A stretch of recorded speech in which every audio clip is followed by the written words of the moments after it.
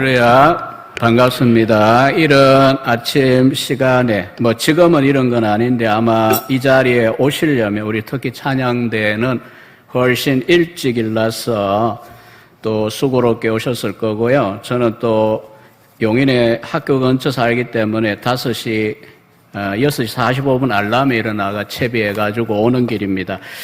아무튼 이 아침에 나오신 사랑하시는 하나님의 자녀들 가운데 요한 3서 2절의 말씀대로 영혼이 잘된 같이 범사에 잘되고 강건함이 함께 하시기를 축원합니다. 여러분, 행복을 원치 않는 사람은 없습니다. 단어에 대한 논쟁은 하고 싶지 않고요.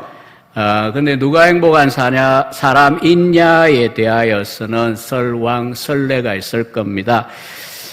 현대 유명한 어떤 신학자가 행복론을 썼는데 몇 가지 행복의 조건을 이야기했어요. 첫째는 보고 싶은 사람이 있어야 된다라고 하는 것입니다. 아무리 생각해 봐도 보고 싶은 사람이 없고 다 꼴보기 싫다. 정말 불행한 사람이죠.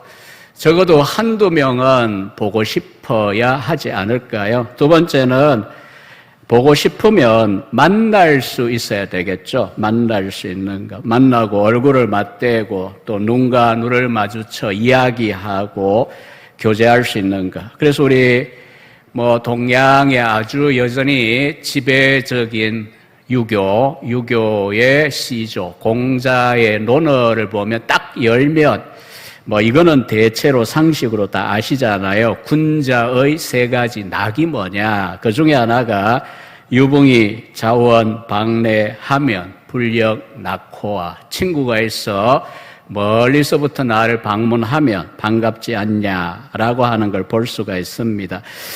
그리고 만나서 또 말하고 싶은 것이 있고 또 만나면 허심탄회라고 하는 이게 제가 철학도 우리 전 목사님도 철학을 전공했지만 저도 철학을 전공하기도 해서 의미나 단어나 논리 이런 데 굉장히 민감한 편인데 이게 이제 신학을 공부하고 또 교리를 가르치는 데는 도움이 됩니다. 아무튼 허심탄회 그냥 쓰지만 그 뜻이 뭡니까? 그냥 마음을 열고 내 마음에 있는 이야기를 스스럼 없이 이야기할 수 있는 그런 관계이지 않습니까? 이게 한 신학자의 행복론인데 이게 다는 아니지만 여기에 공감은 되실 겁니다. 그러나 현실은 어떻습니까? 보기 싫은 사람들을 계속해서 만나야 되거나 보고 싶은 사람은 멀리 있거나 또 그래서 잘 보지 못하고 그저 마음이 애틋하고 그런 경우들이 있습니다.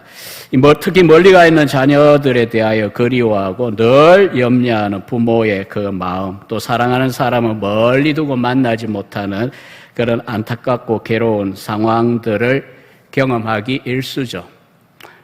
우리는 용인에 둘이 부부가 살고 아들은 서울의 관악의 박사과정에 있고 논문을 한참 쓰다 보니까 해외 교포입니다. 제발 한번 보자. 또 보자 하기도 미안하고 또 아버지는 좀 덜 하잖아요. 표현이. 집사람은 덜 간절합니다. 매일 큐티는 했는가. 또 카톡으로 물어봅니다. 큐티 했냐. 이 박사과정 하는데 조금 봐주지. 게다가 또 늘 궁금해야 합니다. 가까이 있어도 상황이 이러면 자식이어도 결혼 안 한 자식이어도 자주 못해. 그것도 하나뿐인 자식이어도요. 내가 사랑하는 사람, 내가 보고 싶은 사람을 자유로이 보고 살 수 있다면 얼마나 좋을까요? 또 내가 사랑하고 그리워하는 만큼 그 사람도 나를 보고 싶어하고 사랑한다면 얼마나 좋을까요?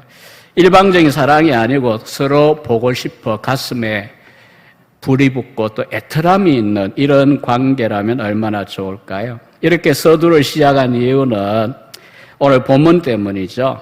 주일 하나님 앞에 우리가 모였고 성도들 함께 모였는데 한 주간 지나면서 간절히 보고 싶은 성도가 있었습니까? 물론 목사님을 보고 싶겠지만 여러분이 안식월을 당회가 결정하여 주시는 바람에 8년이 지나 휴식과 재충전, 재정비를 하고 있습니다. 그러나 뭐 평소에 생각하면 목사님도 보고 싶고 또 성도들도 보고 싶고 특히 이제 주일학교나 구역을 맡은 분들은 소그룹 리더 혹은 작은 목자의 마음으로 보고 싶은 그런 사람들이 있는가. 오늘 본문에 보면 데살로니가 서에 나오는 바울은 이 성도들과의 관계가 오늘 제목은 그냥 제가 공연히 만든 게 아니고요. 본문 자체에서 나왔어요. 서로라는 단어를 제가 빼먹고 오 목사님한테 카톡을 보냈는데 서로 간절히 보고자 하는 교회인데 3장 6절 하반절 오늘 본문을 주로 이제 왔다 갔다 할 텐데요. 또 너희가 항상 우리를 잘 생각하여 우리가 너희를 간절히 보고자 함과 같이 우리는 바울이나 디모데나 이런 사역자들이죠. 그리고 너희도 우리를 간절히 보고자 한다. 이렇게 되어 있어서 서로 간절히 보고자 하는 교회입니다. 사도와 성도들이 서로 간절히 만나고 싶어하는 관계였고 조금 길긴 했지만 본문을 집중해서 읽으면서 느낌이 정말 애틋하다, 간절하다. 정말 외국 나가에 있어서 보기 어려운 자식에 대한 그 마음, 기러기 가족의 그 마음 이상으로 간절하구나 이런 느낌을 받으셨을 겁니다. 그래서 목회자와 회중이 또 성도들과의 관계가 이런 교회 이것도 분명히 시온의 영광이 빛나는 교회의 특징 중 하나일 것입니다. 하필이면 제가 안식월 중인 친구 목사님을 대신하여 오늘 강단에 초대를 받았는데 일부러 이 본문을 택한 건 아니고요. 지난주에 제가 이 목회를 오래 하다 보니까 학교 교수면서도 가끔 성경 강해서를 정리해서 냅니다. 데살로니가 전후서 강해가 출간이 되었고요. 2주 동안 제가 역시 안식월인 분당의 한 교회 목사님을 대신하여 강단을 썼는데 1장, 2장 강해를 했습니다. 그리고 우리 오류동 남부교회 오동나무와 버드나무 오류잖아요. 이 교회에 오니까 이 세 번째 본문입니다. 그런데 참 또 우리 교회의 현재 시점에서도 딱 맞는 것 같습니다. 목회자와 교인들이 서로 간절히 보고자 하는 교회, 장로님들과 교인들이 또 교인들 간에 또 맡은 청년, 청소년, 주일학교 어린 아이들을 보고자 하고 구역 식구들을 간절히 보고 싶어하는 그런 교회, 적절한 말씀인 것 같습니다. 우리는 사도 바울과 데살로니가 교인들의 관계를 잠깐 점검해야 됩니다. 현재도 이 테살로니키라고 하는 마케도니아에 있는 유명한 2대 도시입니다. 바울이 2차 선교여행 때 사도행전 17장에 보면 빌립보, 유럽의 첫 관문이었죠. 그리고 그 다음 도시가 데살로니가입니다. 그런데 이제 석주밖에 머물렀어요. 왜냐하면 유대인들의 박해가 어디 가나 심했기 때문에 유독히 데살로니가의 유대인들은 광폭했어요. 오죽하면 석주밖에 머물지 못하고 황급히 바울 일행은 데살로니가를 떠났습니다. 그래서 심지어 베레아 또 오늘 본문을 보면 아테네죠. 그리스 남부에까지 가 있는 이런 상황이 되었습니다. 그러니까 이렇게 간절히 보고 싶어 하는데 문제는 이해하기 어려운 것은 일회적 관계 휘발성이 강한 관계들 투성인 오늘 21세기 한국 디지털 사회 속에서는 이해가 되지 않습니다. 저나 여러분이. 왜요? 석주본 관계입니다. 아마 바울의 기억 속에 얼굴이 제대로 다 교인들의 얼굴이 떠올랐을까? 그것도 저는 의구심이 들 정도입니다. 그런데 2장 17절에 보면 형제들아 우리가 잠시 너희를 떠난 것은 얼굴이고 마음이 아니다. 너희 얼굴 보기를 열정적으로 힘썼다. 여기에 일단 바울은 형제라고 그들을 부릅니다. 믿은 지 얼마 되지 않은 교인들을 향해, 이방인 형제들을 향해. 그리고 잠시 너희를 떠났다 이런 표현을 썼는데 바울이 쓴 헬라어 원문에 보면 의미는 오히려 내가 너희로부터 떠난 이후 지금까지 고아처럼 버림받았다 이런 강한 동사를 쓰고 있습니다. 그 말이 뭔 말입니까? 그냥 원해서 떠나기나 피치 못할 일들 인하여 업무상 떠나 이런 관계가 아니고 이거는 강제로 생이별을 한 부모와 자녀 간의 그 뼈아픈 가슴 아픈 그런 상태다를 바울이 표현한 겁니다. 그러면서 3장 1절에 보면 우리가 참다 못하여 참다 기회가 올까 싶어 참다가 우리만 아테네에 머물기를 좋게 생각하고 디모데를 보냈거든요. 그런데 이 아덴에 머물기를 좋게 생각하고 디모데만 보냈다. 이것도 밋밋한 단어가 아니고요. 우리는 외롭게 홀로 남았다로 번역할 수 있는 동사를 쓰고 있습니다.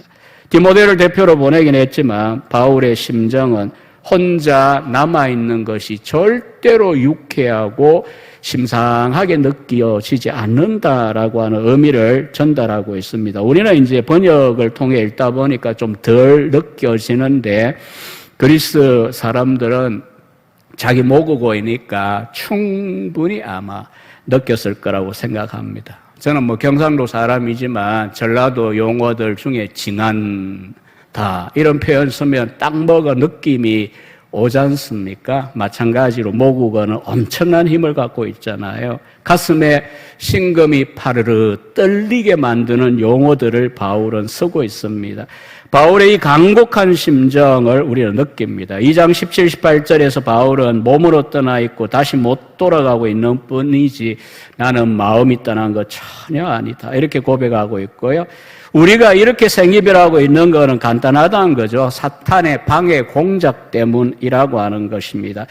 그래서 비록 유대인들이 바울과 데살로니가 교인들을 완전히 찢어 놓듯이 떼놓았지만은 그렇게 방해하고 있지만 그 이면에는 사탄이 복음 사역을 방해하고 있는 거다. 이렇게 인식하고 있습니다. 그러나 바울은 2장 17절 다시요. 얼굴 보기를 열정으로 더욱 힘썼고 3장 6절에도 우리가 너희를 간절히 보고 싶다. 이렇게 마음을 토로하고 있습니다. 돌아가고 싶으나 당장은 돌아갈 수 없는.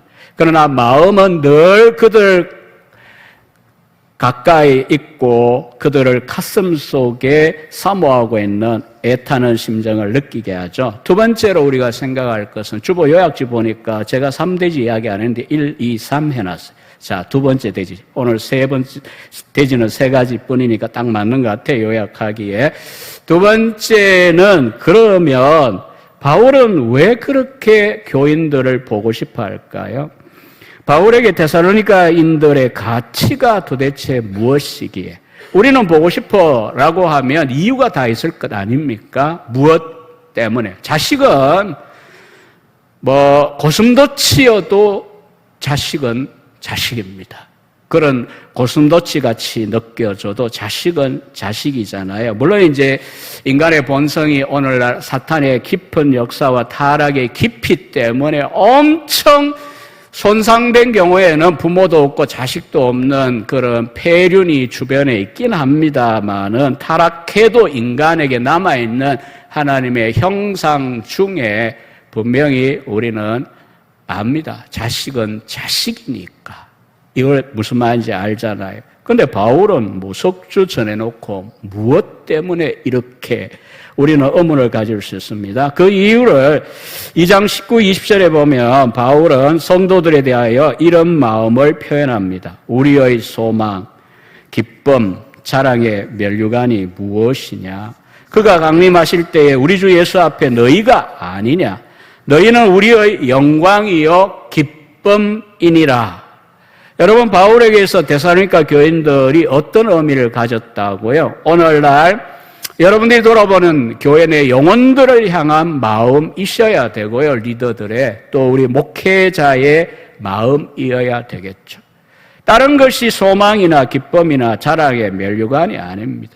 다른 것이 영광이 아닙니다. 마치 부모가 자녀를 소망으로 삼고 기쁨으로 삼고 자신이 전도하여 예수 그리스도를 믿게 된 영혼들에 대하여 소망, 기쁨, 자랑의 면류관, 영광이라고 이야기합니다. 여러분, 한평생 인생을 살고 난 다음에 우리는 뒤돌아봅니다. 나이가 목사님 말처럼 60만 돼도 많은 나이는 아닌데 뒤돌아봅니다. 한 번씩. 저는 특히 그렇습니다. 가슴에 기쁜 일도 들어있긴 한데 참 후에 회개 또 인생을 내가 왜 이렇게 살았나 이런 부분들이 있어요. 세상적으로 큰 죄를 짓고 악을 행해 그런 게 아니고요.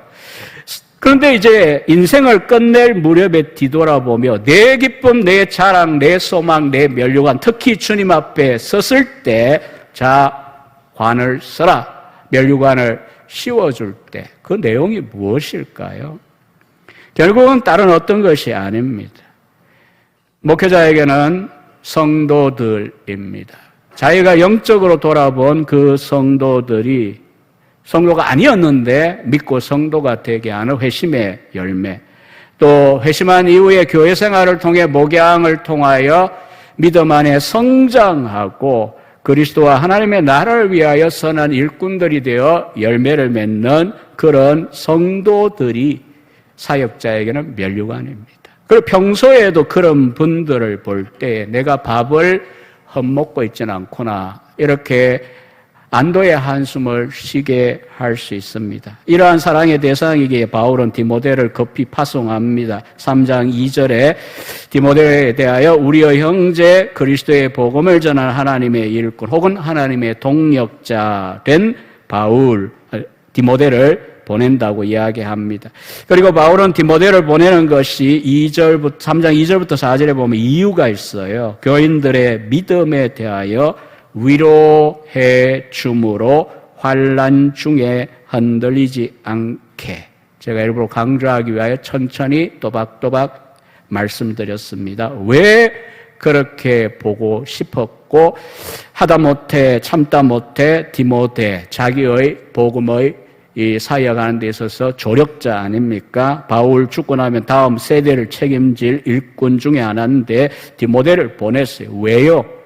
교인들이 잘 있나 못 있나 이런 차원도 있지만은 교인들의 믿음에 대하여 위로해 주어 환난 중에도 왜 유대인들의 박해가 심한 상황이다 보니까 초보 믿음일 때는 자칫하면 그것이 그냥 훅 하고 꺼져버리기가 쉽잖아요. 그래서 바울은 그들을 환난 중에 흔들리지 않게 하기 위하여 디모데를 파송했습니다. 그리고 3장 5절에 보면 너희의 믿음을 알기 위하여 그를 보내었으니 혹 시험하는 자가 너희를 시험하여 우리 수고를 헛되게 할까 함이라. 시험하는 자는 물론 주범은 사탄입니다. 그러나 겉으로 드러날 때는 유대인일 수 있고 로마 당국일 수 있고요. 가족일 수 있습니다. 오늘 우리들 같으면 거센 환난의 바람도 있을 수 있지만 우리로 시험하여 믿음에 전진 못하게 하는 오늘 한국 교회의 현실은 다른 데 있죠. 10명이 10명이라기보다 한 명이 쓰러질 수도 있다라고 치면요. 이 환난의 바람은요. 루터가 말하는 대로 10배나 더 시험하여 넘어지게 하는 요인이 무엇입니까? 번영입니다. 우리가 살만하고 그냥 간절하게 기도할 만한 내용이 별로 없어지고 없다는 게 아닌데 없다고 느끼고요. 애타는 마음이 없어지고요. 신앙의 열정이 식어지게 한다면 그게 총칼이든 아니면 달콤한 구미와 같은 그런 미혹이든 관계없어요. 사탄은 양방향의 전략을 아끼지 않습니다. 오카론 목사님이 제자 훈련할 때 잘 교재에 보면 설명하고 있는 내용입니다. 이 내용은 어쨌든 유대인들로 하여금 일어났던 환난과 박해의 바람에도 데살로니가 교인들의 믿음이 잘 자라고 있는지 초신자의 믿음이 더욱 잘 자라도록 위로하기 위하여 디모데를 보냈고 자기도 안절부절하고 있는 상황이라는 것을 볼 수가 있습니다. 여러분 이것이 바로 오늘 우리들의 후배 특별히 우리의 돌봐야 하는 영혼들을 향한 마음이겠죠. 또 목회자의 마음입니다. 바울처럼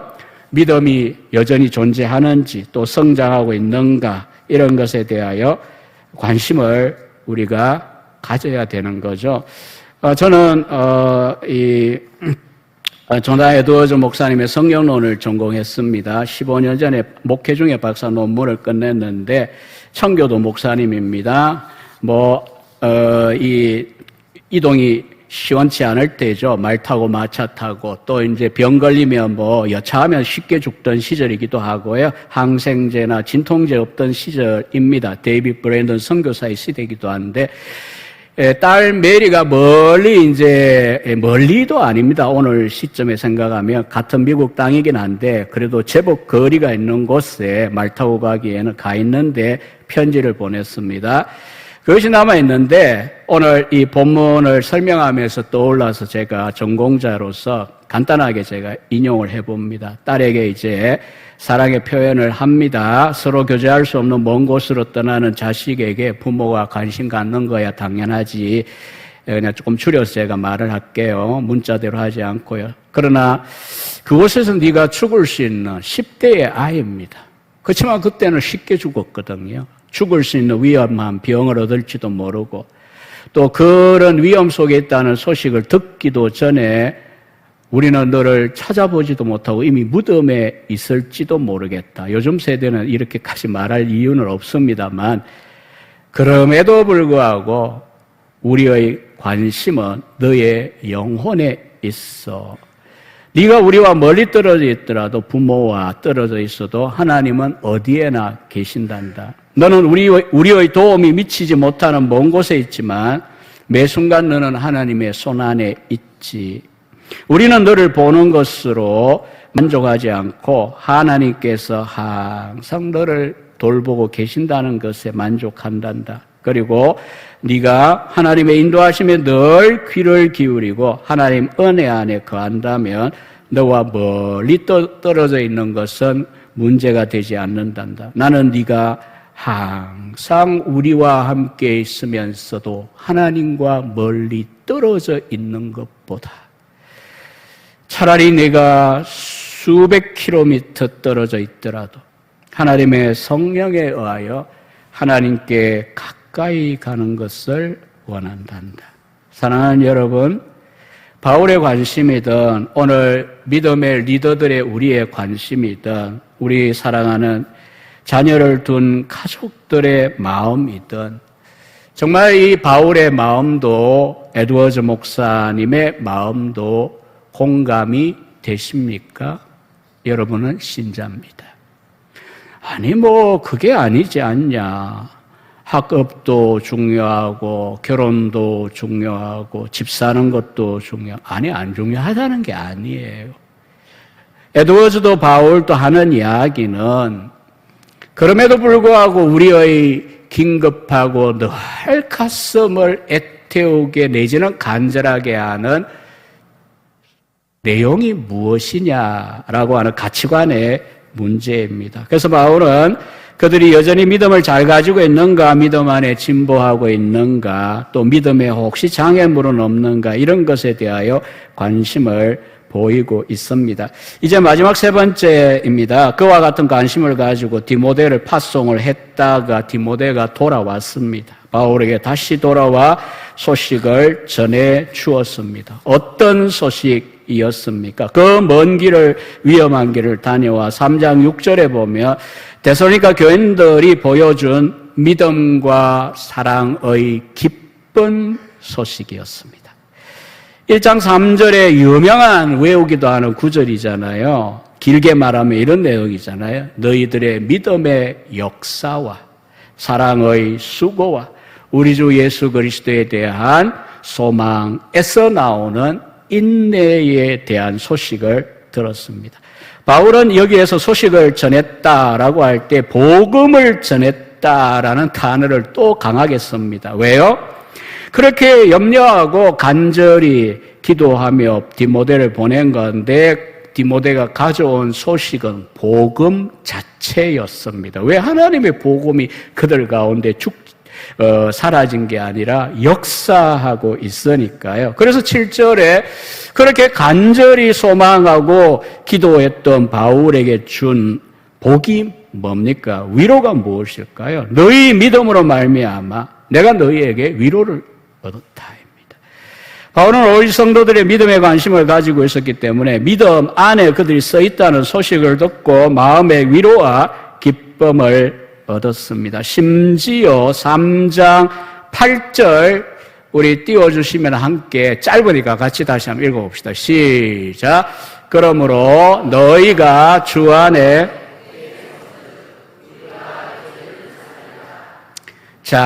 그러므로 너희가 주 안에 굳게 선적 우리가 이제는 살리라.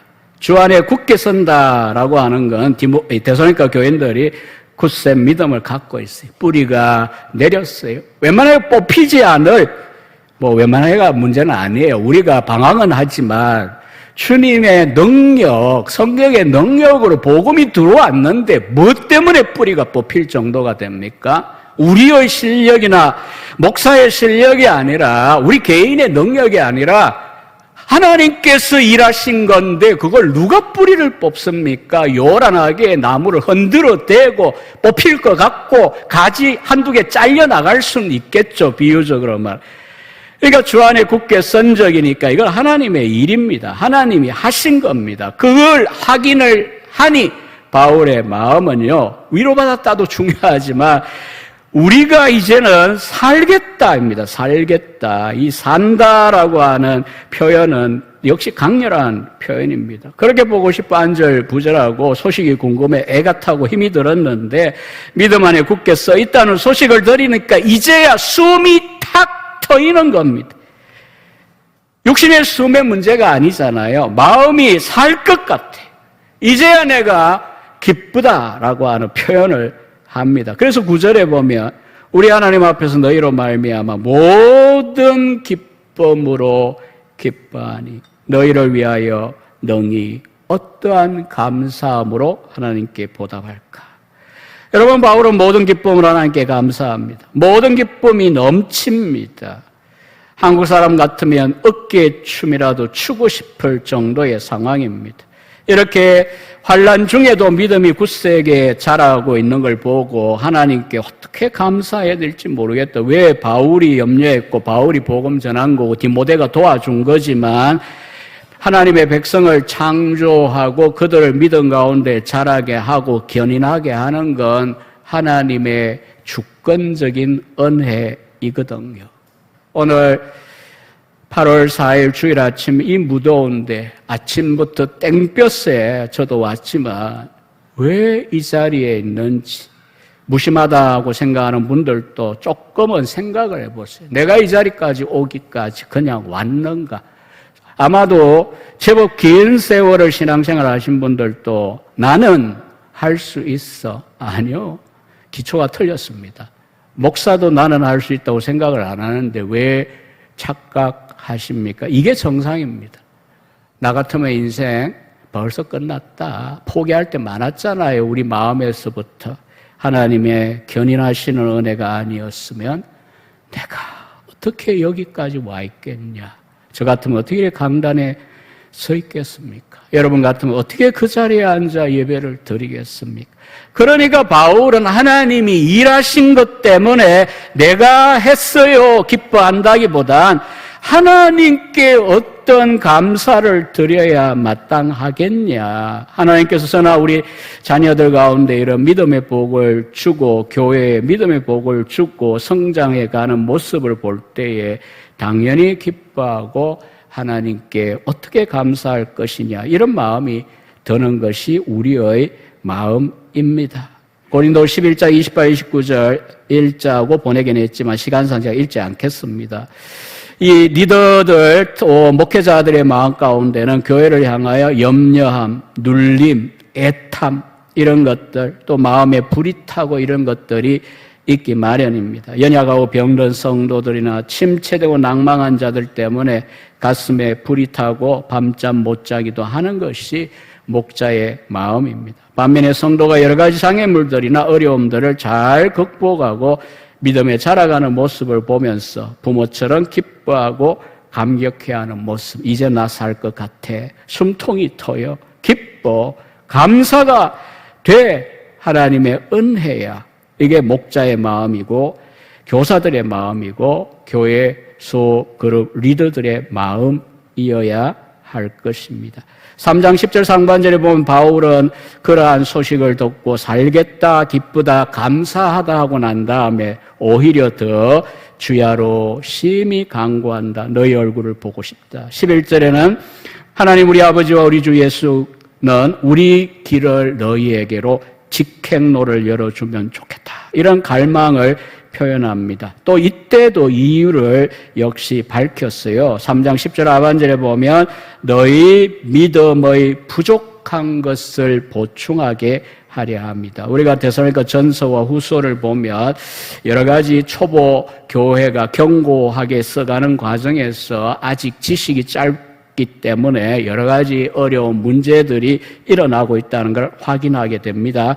그러니까 그런 문제들을 편지로도 도와줄 수 있지만 제일 좋은 것은 직접 가서 바울이 그들 가운데 있으면서 이 에베소 같으면 3년 동안 매일같이 두란노 소원에서 그렇게 가르쳤다 했잖아요. 대단하죠. 일주일에 한 번 이 설교하고 듣는 것도 쉬운 일이 아닌데 3년을 매일같이, 그게 바로 바울은 믿음을 세워주는, 부족함을 보충해주는 방식입니다. 그래서 로마서 1장 11절 12절에도 바울은 로마 교인들을 한 번도 본 적이 없지만 간절히 보고 싶어 했던 이유를 내가 너희 보기를 간절히 원하는 것은 어떤 신령한 은사를 너희에게 나누어 주어 너희를 견고하게 하려 함이니 이는 곧 내가 너희 가운데서 너희와 나의 믿음으로 말미암아 피차 안위함을 받게 하려 함이라.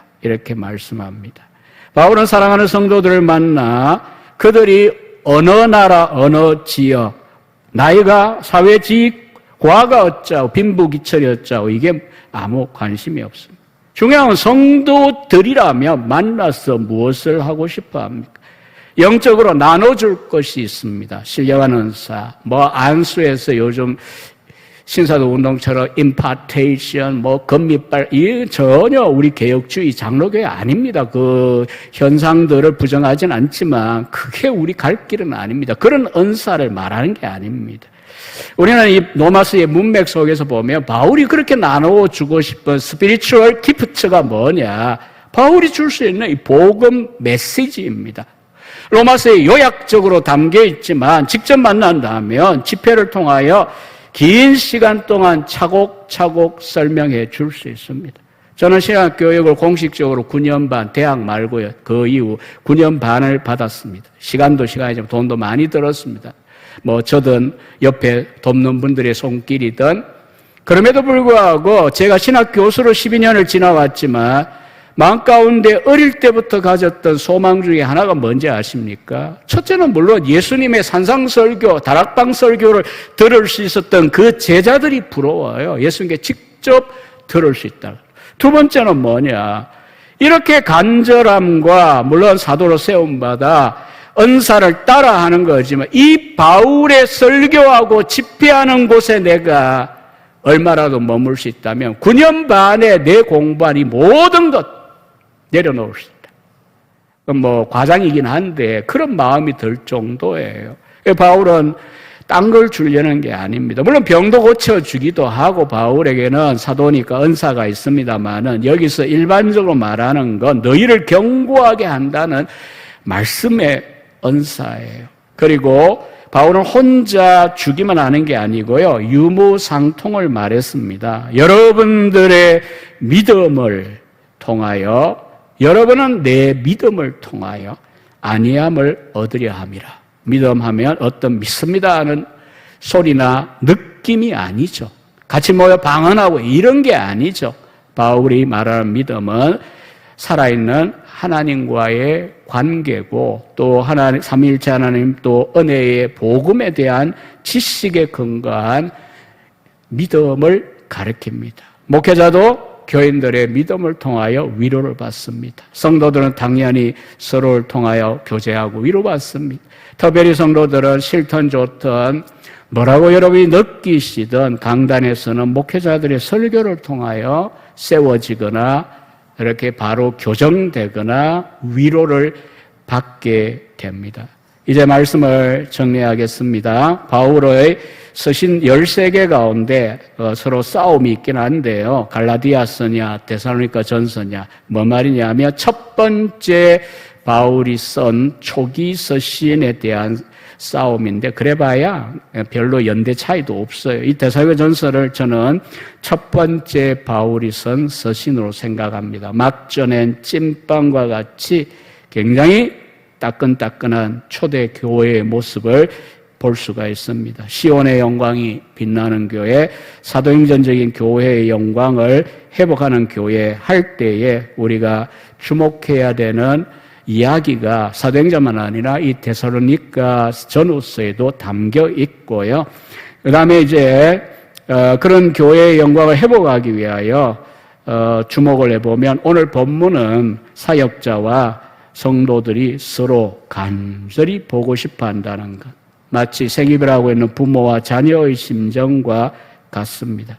두 번째 놓쳐서는 안 된 거는 왜 그렇게 간절히 보고 싶어 하는가. 만나가지고 올림픽 이야기하고 무슨 스포츠 이야기 정도, 날씨 이야기, 주식 이야기 정도, 물론 그것도 필요하겠죠. 그러나 결국은 무엇을 확인하기 위해서야 됩니까? 만나서 저들의 믿음이 자라가고 있는가. 또 피차 믿음을 통하여 연약한 부분이 있다면 서로 도와주고 상부상조하고 또 믿음의 이야기를 내가 전함으로 상대가 위로를 받고 상대의 이야기를 듣고 내가 보충이 되고 서로 믿음을 도와줄 수 있는 이런 관계가 되는 것이 바울이 우리에게 보여주는 살아있는 교회 회중의 중요한 특징 중에 하나입니다. 우리가 주일마다 앞에도 외웠지만 사도신경에 고백하는 대로 내가 교회를 믿사오며 성도가 서로 교통하는 것을 믿습니다. 교통합니다. 만나고 서로 돕고 위로하고 격려하고. 그러나 결국은 무엇으로 교통합니까? 무엇으로 교제할까요? 믿음입니다. 여러분 간에도 당연하다는 걸 아실 테고요. 여러분의 목회자들을 통하여 여러분의 믿음이 세워지고 자라간다도 아실 거고요. 그러나 한 가지 잊지 마세요. 목회자들도 여러분들의 믿음을 통하여 로마서 1장 12절에 있는 대로 위로를 받고 세움을 받습니다. 오늘 본문에 말한 대로 성도들의 믿음과 그 간절함을 보며 내가 이제야 살 것 같아.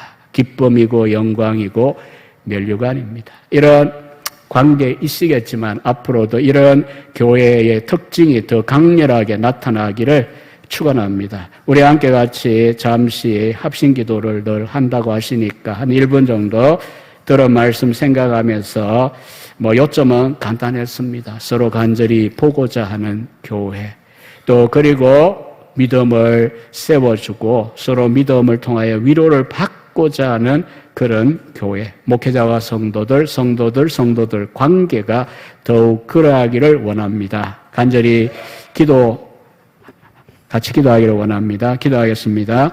하나님 아버지 감사합니다. 귀하고 복된 날 주님 앞에 나와 예배하는 사랑하시는 주의 자녀들 가운데 은혜와 긍휼을 베푸시며 이 시간에도 은혜로 여기까지 왔습니다. 하나님의 주권적인 견인의 은혜로 우리 인생을 주장해 주심을 감사합니다. 하나님, 우리에게 주신 이 교회와 믿음의 공동체와 가정을 소홀히 하지 않도록 하나님 우리의 마음을 주장하시고 우리의 눈을 열어주시기를 간절히 바랍니다. 정말 간절히 보고자 하는 심정을 가지게 하시고 서로의 믿음을 통하여 위로함이 있고 안위함이 있게 하시고 우리 목회자와 우리 장로님들 교인들 사이에 이런 간절한 마음이 넘치는 공동체가 될 수 있도록 더욱 은혜를 부어주시기를 간절히 원합니다. 도우시고 힘을 주시옵소서. 하나님 아버지 감사합니다. 우리를 아빠라 부르게 하시고 자녀의 영광을 주시되 또한 옆에 형제 자매들을 주시고 지상교회 가운데 앞서 우리 믿음을 돕는 자들로 목회자와 또 장로님들과 리더들을 세워주심을 감사합니다.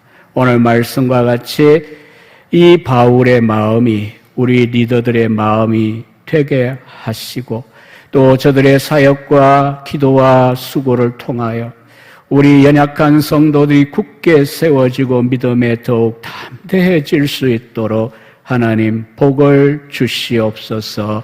서로 간절히 보고자 하는 그 마음이 넘치는 오리동 남부교회로 하나님 사용하시며 우리 전 목사님과 전 목사님의 목회를 복되고 더욱 생명력 넘치게 하옵소서. 예수님의 이름으로 기도합니다. 아멘.